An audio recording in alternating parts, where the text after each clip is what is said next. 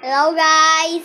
Kita ko kayo yung dalawang Roblox kong channel. 14 likes plus 10 likes. Pero sa isa kong video, hindi masyado ganun madami yung likes ko. Kaya sasabihin ko, gagawa pa ako ng madaming ganun na Roblox para makakuha pa ako. Kaya bukas mag-Roblox ba ako? Kasi tingnan nyo, 10 likes. Tas 14 likes. Alam ko, mas madami pa yung likes ko sa isa kong video. 600 yata. Pero, alam ko talaga,